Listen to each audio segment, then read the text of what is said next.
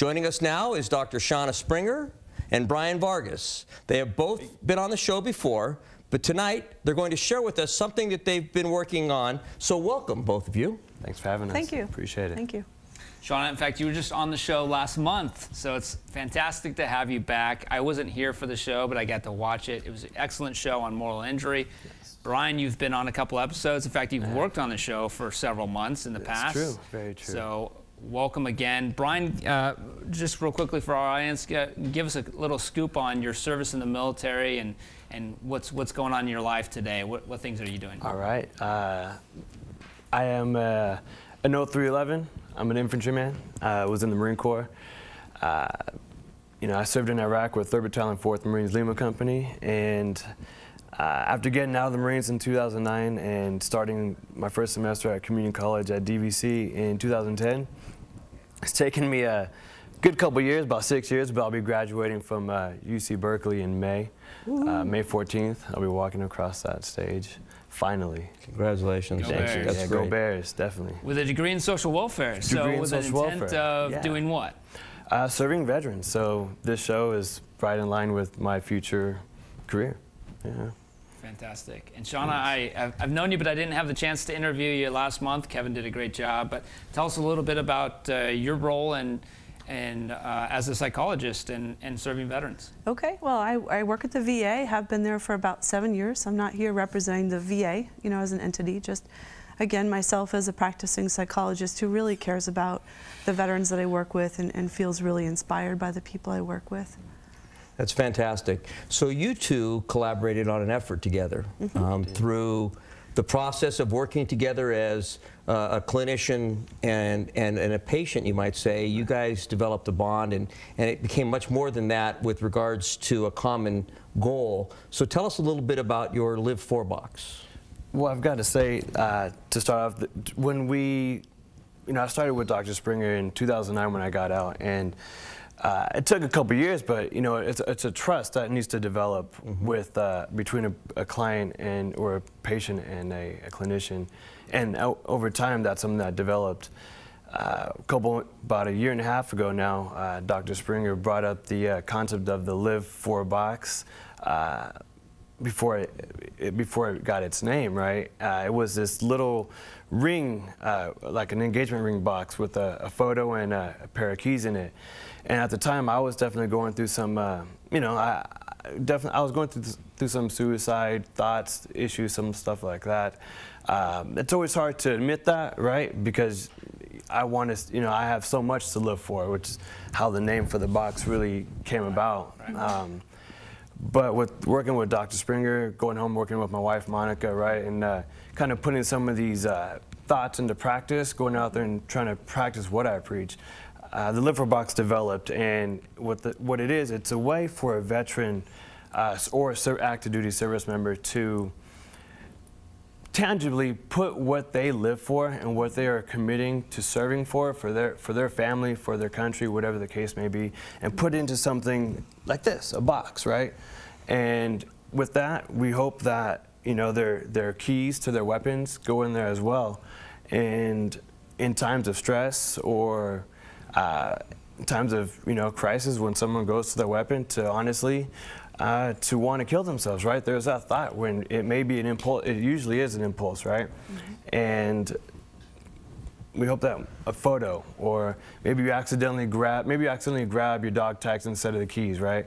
And that right there is something that's just a little bit of a reminder that, hey, let's rethink this thought I'm going through right now.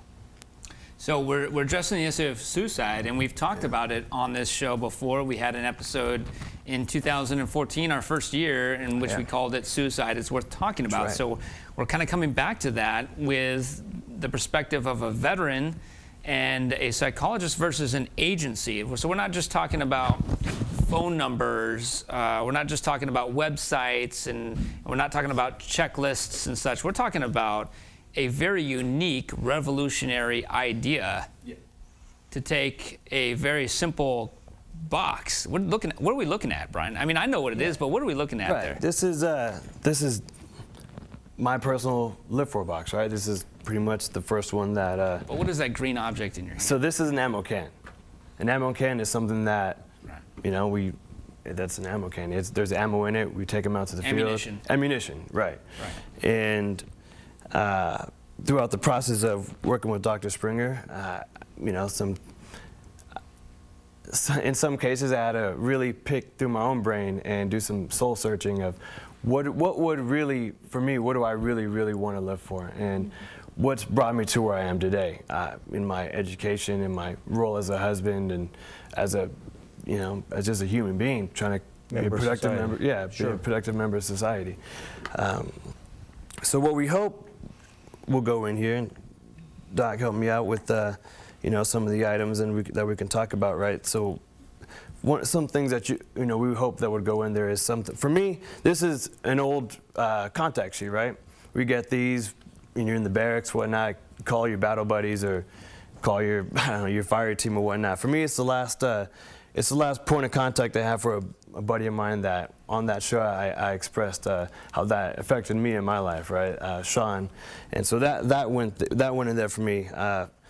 My wife and her wedding vows, right? She wrote her vows. We each wrote our vows to each other, and for a long time she couldn't find them. Kind of thought they were missing, but I've always kind of had, I guess, my Live-4-Box, right? Just in different places, and I just finally was able to consolidate it. So that right there really is a big item that. That's a picture of your wife? This is a picture of my wife right here, yeah. Monica, she's been on the show. She has. She was actually the first, I think she was on the first episode. She was. On the first episode.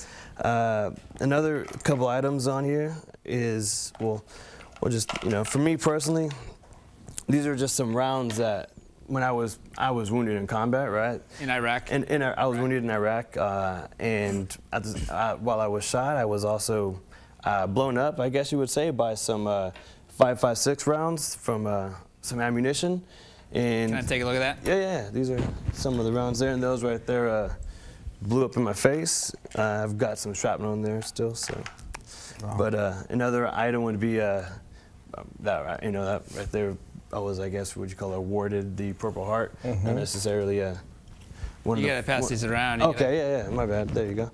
Yeah, right. And so these are some of the things that, you know, there's some other stuff in there, but this is some of the stuff that, for me, in the time of crisis, and there's been that I can point out really quick to you guys here is there's been some times that the box worked in the moment, and it was completely by accident, if you will. I didn't plan it. It was while things were still being put in there and all that.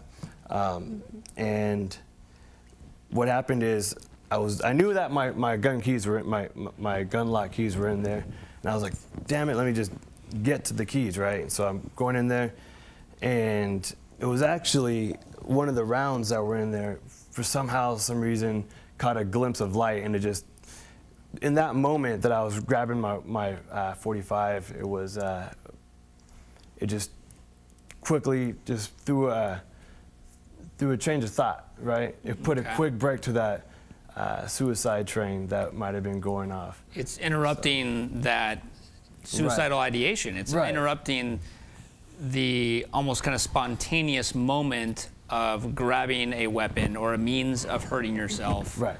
And giving you something else to live for or reflect about instead of that weapon, so that you can live again another day, right? And that's really where the idea came from, was talking with veterans that have had near-death experiences.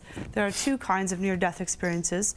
When your life is nearly taken from you, if you're in a combat scenario and there's an RPG coming at your head, people often have the experience of time slowing down and seeing the faces of those that they love, sometimes urging them to fight if they're hit, to fight for life. But when we're talking about an impulsive chain of suicide thought, it's darkness and despair and disconnection. It's very different. And so I really thought if we can leverage the power of connection to fight despair in these key moments, that's really going to decrease the number of suicides. And Brian and I actually did a survey. We did. For UC Berkeley. There were about 70 vets in the survey, and we can talk more about some of the details, but about 75% felt it would reduce impulsive firearm suicides. So as you felt this was working for you, Brian, and And Shauna, when you saw that this was being effective, because this was just an idea that was on your desk one day, and all of a sudden it went, okay, maybe this, this might work. You decided that this may work for a greater cause. And so the thought came up to present this to other veterans, and hence the survey. And so you're trying to move this forward and give the opportunity and the thought process, share it with your fellow veterans and with some of the other people you may work with too, I guess. And the trust really goes both ways, because we worked on building that trust, and I had to think about who to float the idea to. And I knew Brian would tell me honestly what he thought, and he just took it and he ran with it. You gave it the name Live-4-Box, and we've had a healthy collaboration to serve other vets. And this is, what a healthy collaboration looks like. I think that's so interesting, because what you're describing is an idea in which you sought a veteran's input and advice on, right? Because you originally came up with this idea, is what you're saying. And instead of just in a roundtable discussion and looking at data and kind of bureaucratically saying, well, this is how we're going to solve this problem, you said, well, if a veteran thinks that this is going to help him, maybe another veteran will think it's going to help them as well. Because we're really just looking at a basic concept of a box and things you can't buy, right? So you can't sell this to anyone. Someone has to either be handed this and put this box and put their own things in it that mean something to them, or they start with something like an ammo can and put a picture on top and even label it, like you've done, Brian.